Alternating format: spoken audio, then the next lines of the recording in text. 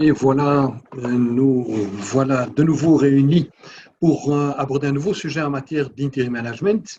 Le sujet d'aujourd'hui est un sujet qui me semble intéressant. Quel contenu de briefing pour recruter un interim manager? Alors, ça a l'air simple, hein, parce qu'on se dit, voilà, un interim manager, je sais comment il faut faire. Bien, on va voir quand même qu'il est important que je puisse partager mon expérience pratique avec vous parce que finalement, recruter un interim manager, ben oui, ça nécessite une approche spécifique parce que c'est une problématique spécifique. Donc, ce que je demande, c'est que les interventions et les questions, on les fasse dans 10 minutes à la fin de la présentation. Et voici donc la raison pour laquelle je pense qu'il est important de faire la différence entre le recrutement classique et le recrutement d'un interim manager. D'abord, pour un recrutement classique, il faut plusieurs mois, tandis qu'un interim manager, c'est 3-4 jours, voire moins. Pour le classique, il faut attendre que le candidat quitte son emploi précédent, là où l'interim manager est directement disponible. On fait un assessment donc pour le recrutement classique, mais on ne le fait pas pour un interim manager. On mesure d'une part des compétences, d'autre part une expérience spécifique. On fait pas mal d'interviews au niveau du recrutement classique, généralement en recrutement d'un interim manager, un nombre d'interviews restreint, normalement un seul. Et donc, on demande des références des deux côtés. Ça, c'est vraiment la seule chose qu'il y a en commun. D'une part, on a pour un classique une durée indéterminée, autant pour moi, et pour l'interim manager, une durée a priori déterminée. Donc, on voit bien que d'un côté, il y a une fonction à remplir à long terme, tandis que pour un interim manager, c'est une mission spécifique à remplir, et ce, à court terme. Bien, c'est quoi un interim manager alors finalement? Eh bien, c'est une personne qui a minimum 10 ans d'expérience en management, minimum 3 sociétés différentes en expérience. Donc, ce sont déjà des personnes qui savent de quoi elles parlent et qui ont l'habitude de passer d'une société à l'autre. Elles sont généralement indépendantes. Chez Shanko Co, on peut travailler avec des employés aussi, si vous voulez.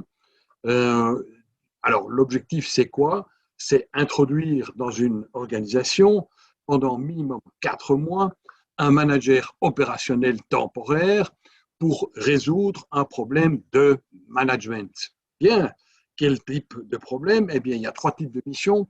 C'est des crises, d'une part, des transitions délicates, d'autre part, et en dernier lieu, des projets où le temps ou bien alors l'expertise manque. Voilà. Là, on a campé, je dirais, les interim managers, on sait ce que c'est. Et puis, ce qu'il y a d'important à retenir, c'est que il faut quand même formaliser toute cette démarche de recrutement. Donc, moi, j'utilise ce qu'on appelle un mission charter. Ça sert en fait de référence de base à tous, et quand je dis à tous, c'est l'interim manager, c'est le donneur d'ordre et c'est moi-même qui suis la mission. C'est un charter qui est directement inspiré du project management, parce que finalement, une mission, c'est un projet en tant que tel. Et c'est finalement un guide pour décrire la mission, d'une part, mais aussi opérer la sélection de l'interim manager.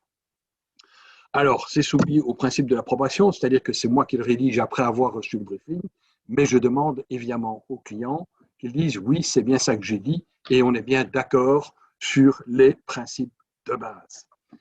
Donc, le principe de la diffusion, c'est comme je l'ai énoncé, c'est pour moi intermédiaire, c'est pour le candidat et c'est pour le client. Comme ça, tout le monde sait de quoi on parle. Alors, qui Qui, ça veut dire qui, et c'est la description donc ici du Mission Charter que je fais, qui est le donneur d'ordre. Parce que ce n'est pas forcément le lien hiérarchique direct, et c'est surtout le garant de la raison de la mission. Donc, c'est lui qu'on va prendre en référence si jamais il y a une discussion quant à l'objet de la mission.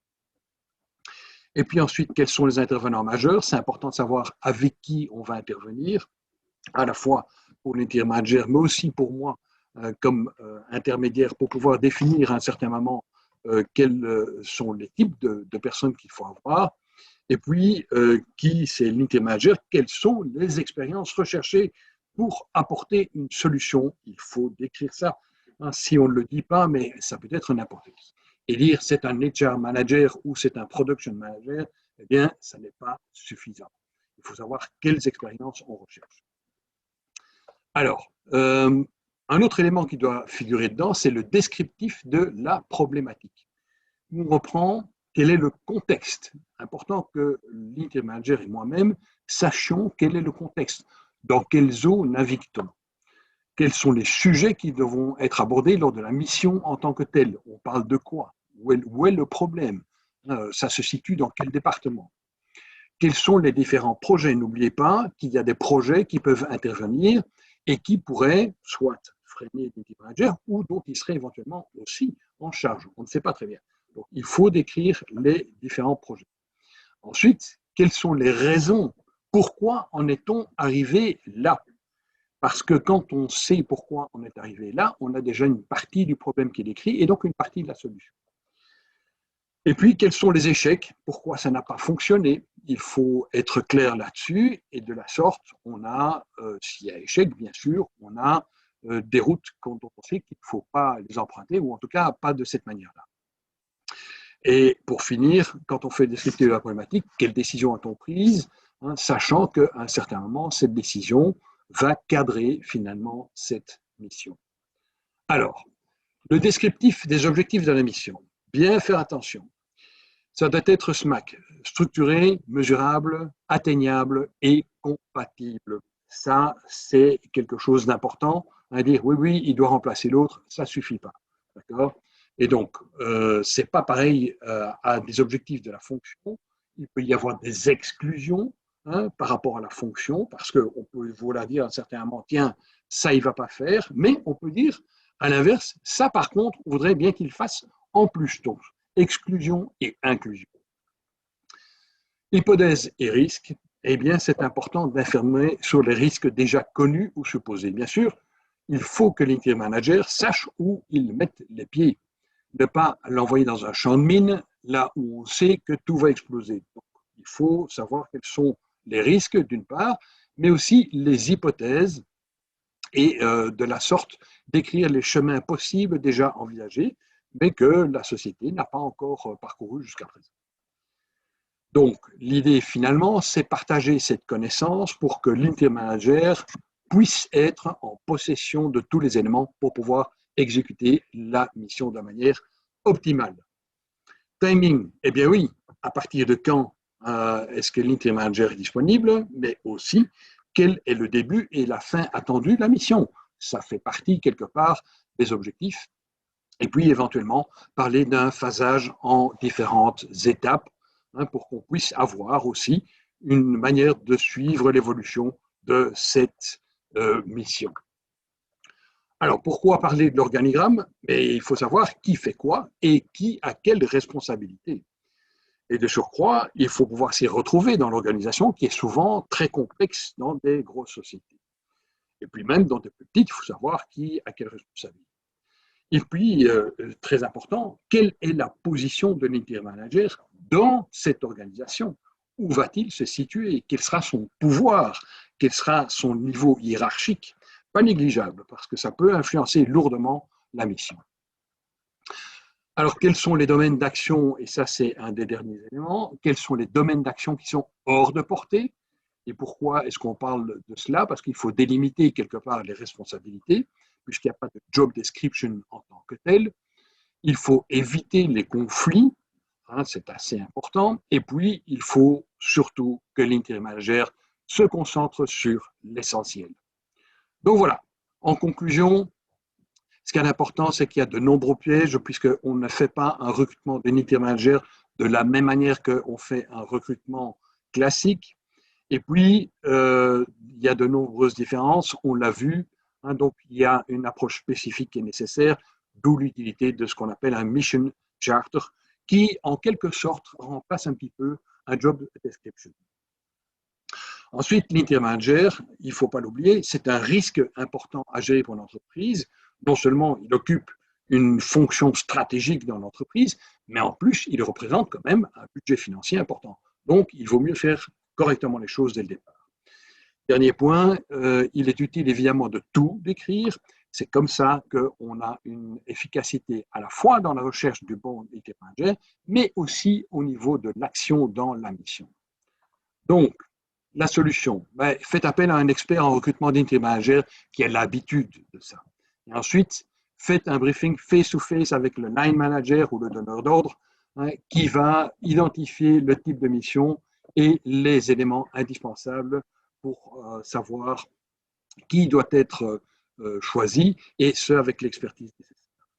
Et donc, l'utilisation d'une mission charter comme définition de la mission, c'est un excellent outil, bien sûr, pour pouvoir y arriver. Et donc, n'oubliez jamais que urgence ne veut pas dire précipitation.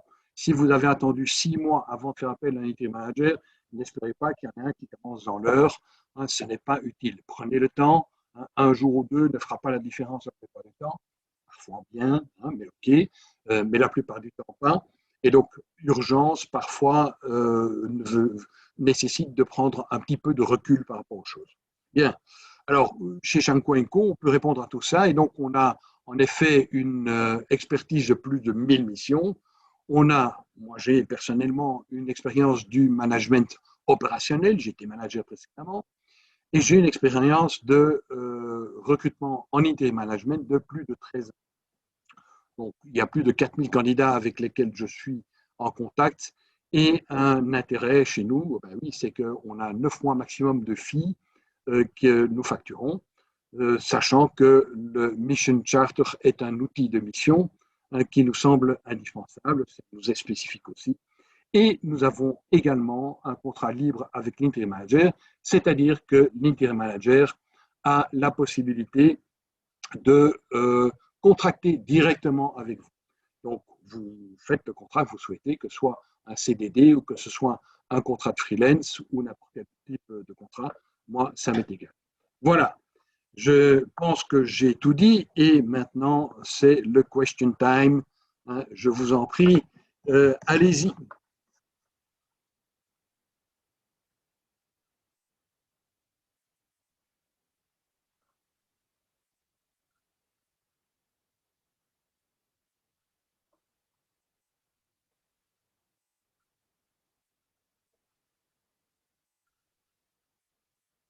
Alors, dans quel délai peut-on trouver ou mobiliser un interim manager? Eh bien, c'est relativement simple. Si on veut faire les choses rapidement en urgence, avec un peu de chance, en 1 heure. Bien. Si on veut faire correctement les choses, avec une vraie sélection, et que l'urgence n'est pas trop importante, moi je dis plus ou moins 2, 3 jours.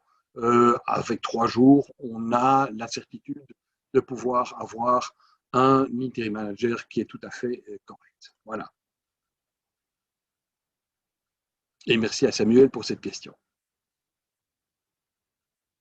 Alors, autre question, oui, les bons interim managers ne se tournent pas les pouces en attendant un coup de fil. Oui, en effet, il se fait aussi qu'on sait quand ils terminent leur mission et donc on peut les joindre pour pouvoir, de manière proactive, à un certain moment, euh, les prévenir qu'il y a une mission éventuelle pour eux, et c'est comme ça qu'ils enfilent d'une mission à une autre. Hein, donc, la plupart du temps, ils seront libres, mais parfois, il faudra attendre 2 semaines, peut-être, pour qu'ils commencent la mission. Voilà.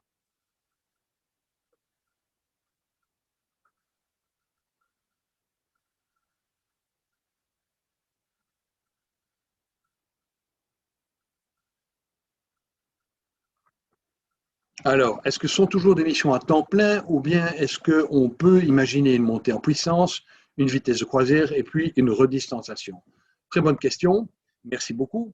On peut en effet imaginer tout pour cette bonne et simple raison que ce sont la plupart du temps donc des contrats d'indépendants et ces indépendants peuvent rentrer progressivement en puissance dans l'entreprise ou commencer directement ou diminuer progressivement. Tout cela est, je dirais, parfaitement négociable, pourtant qu'une négociation doit avoir lieu. C'est une question de se mettre d'accord. Donc, on peut parfaitement imaginer qu'une mission commence avec 1 jour ou 2 par semaine et qu'elle vienne à 5 jours sur 5 au bout de 3 semaines, 2 mois, peu importe. Tout cela est extrêmement flexible. Et la flexibilité, c'est quelque chose qu'on aime beaucoup chez Shanko & Co. Voilà.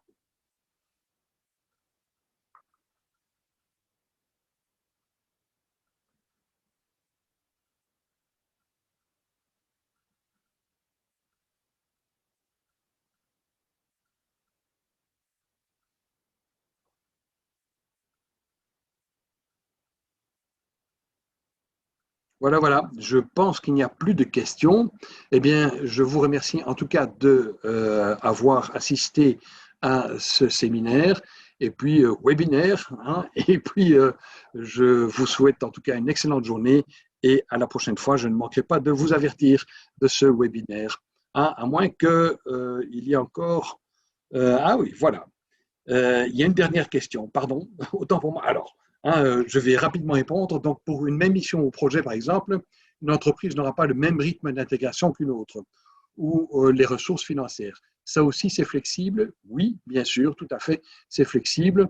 Toutes les entreprises euh, ont chacune leur manière de travailler, et donc, en effet, il pourra être convenu tout ce qu'on souhaite. Hein, de nouveau, il s'agit d'indépendants, et donc les indépendants, eux, sont tout à fait prêts à négocier, je dirais, une manière de rentrer dans l'entreprise en tant que telle et apporter des solutions que l'entreprise, naturellement, souhaite. Hein, donc, tout cela est extrêmement libre. Voilà. Je vais maintenant effectivement vous remercier d'avoir assisté tous et puis vous souhaiter une bonne journée et à très bientôt. Merci.